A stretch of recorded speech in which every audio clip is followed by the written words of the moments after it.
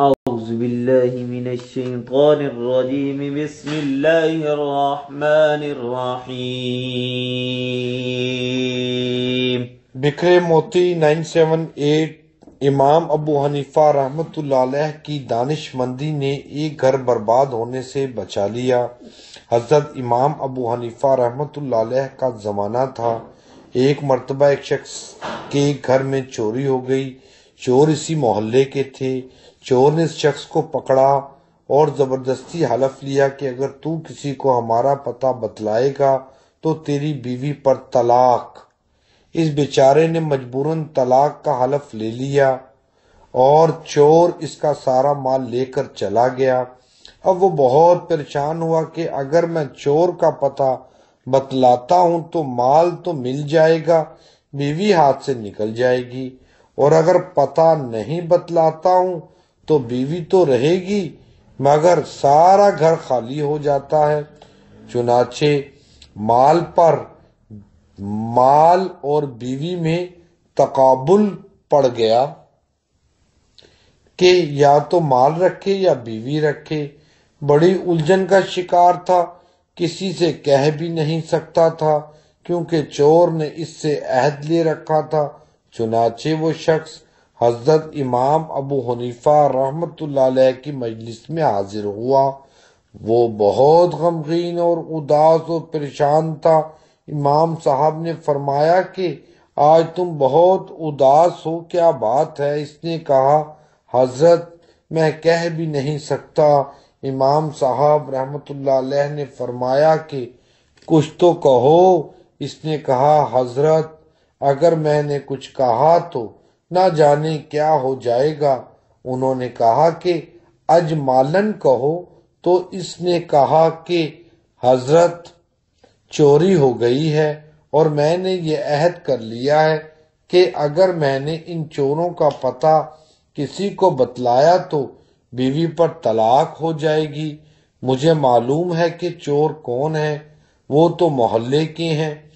امام صاحب رحمت اللہ علیہ نے فرمایا کہ تم مطمئن رہو، بیوی بھی نہیں جائے گی اور مال بھی مل جائے گا اور تم ہی چوروں کا پتہ بھی بتاؤ گے۔ کوفے میں شور ہو گیا کہ ابو حنیفہ رحمت اللہ علیہ یہ کیا کر رہے ہیں؟ یہ تو ایک عہد ہے، جب وہ پورا نہ کرے گا اور اگر عہد کے خلاف اس نے چوروں کے نام بتا دیے تو بیوی کو طلاق ہو جائے گی۔ یہ امام صاحب نے کیسے کہہ دیا کہ نہ بیوی جائے گی نہ مال جائے گا؟ غرض علماء اور فقہ پریشان ہو گئے۔ امام صاحب رحمت اللہ علیہ نے فرمایا کہ کل ظہر کی نماز میں تمہارے محلے کی مسجد میں آ کر پڑھوں گا۔ کل ظہر کی نماز میں تمہارے محلے کی مسجد میں آ کر پڑھوں گا۔ چنانچہ امام صاحب رحمت اللہ علیہ تشریف لے گئے، وہاں نماز پڑھی اور اس کے بعد اعلان کر دیا کہ مسجد کے دروازے بند کر دیے جائیں، کوئی باہر نہ جائے۔ اس میں چور بھی تھے۔ اس مسجد کا ایک دروازہ کھول دیا، ایک طرف خود بیٹھ گئے اور ایک طرف اس شخص کو بٹھا دیا اور فرمایا کہ ایک ایک آدمی نکلے گا، جو چور نہ ہو اس کے متعلق کہتے جانا یہ چور نہیں ہے، اور جب چور نکلنے لگے تو چپ ہو کر بیٹھ جانا۔ چنانچہ جو چور نہیں ہوتے تھے ان کے متعلق وہ کہتا جاتا تھا یہ چور نہیں ہے، یہ بھی نہیں، اور جب چور نکلتا تو خاموش ہو کر بیٹھ جاتا۔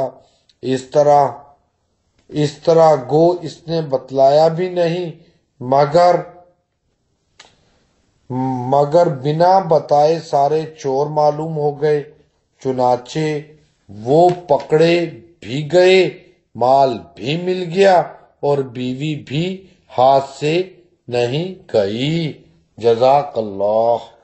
ما شاء اللہ لا حول ولا قوة إلا بالله أشهد أن الله على كل شيء قدير. آمين. رب اشرح لي صدري ويسر لي أمري. رب اشرح لي صدري ويسر لي أمري. رب اشرح لي صدري ويسر لي أمري.